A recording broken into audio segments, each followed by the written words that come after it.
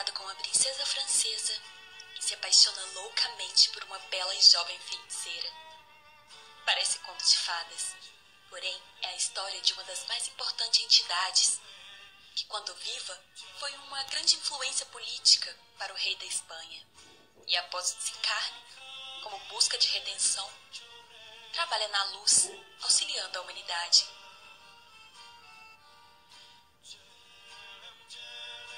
Maria Padilha era filha de Juan Garcia de Padilha e Maria González de Enestrosa.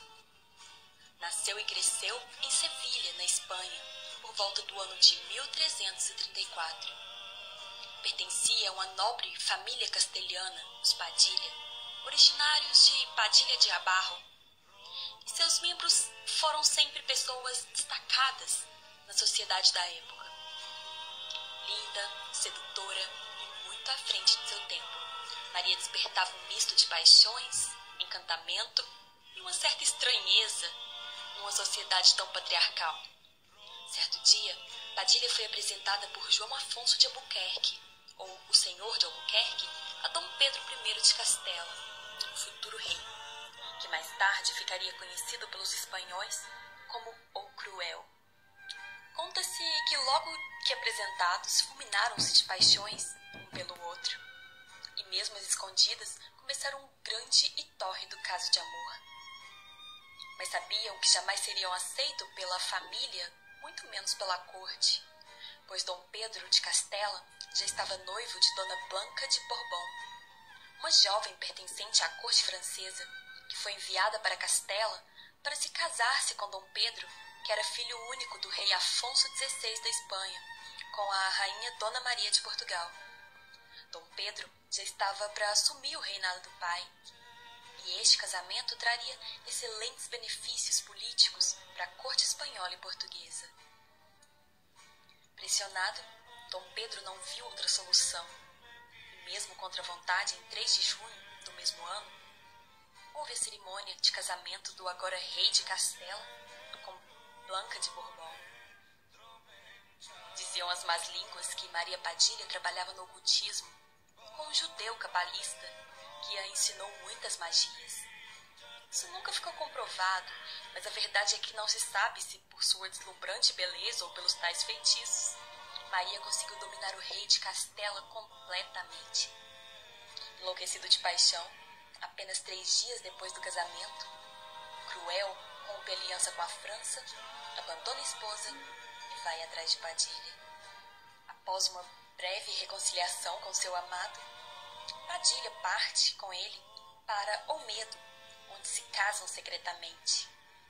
Maria passa então a viver com o rei em um luxuoso e deslumbrante castelo em Sevilha, que foi construído e presenteado a ela pelo seu amado. O casal teve 4 filhos, sendo que o primogênito morreu em idade tenra.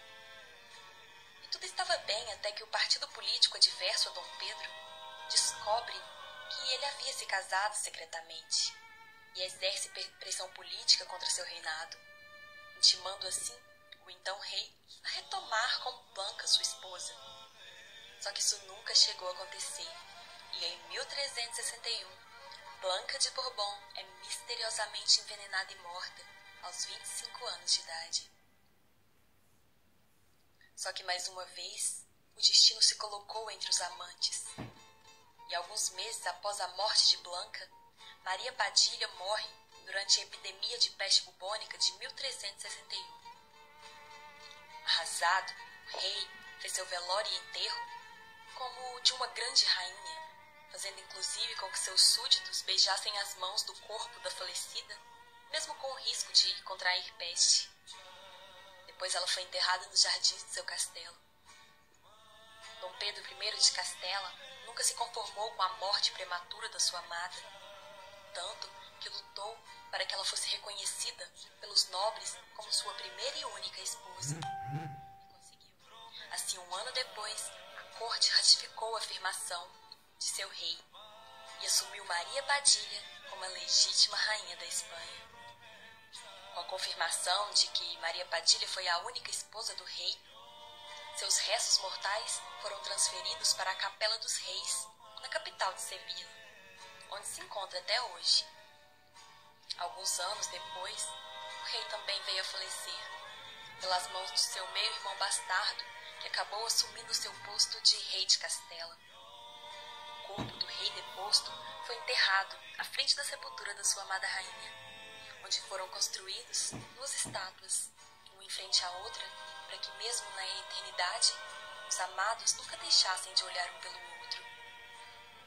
Já desencarnados, arrependidos de tantas coisas erradas que fizeram, decidiram trabalhar pela luz. E hoje, em busca de redenção, trabalham sem se cansar a favor da humanidade. O Castelo de Padilha, assim como seus restos mortais, são um dos mais visitados pontos turísticos na Espanha. Muitos querem prestigiar e saudar a bela e verdadeira Rainha Maria Padilha. Salve Maria Padilha!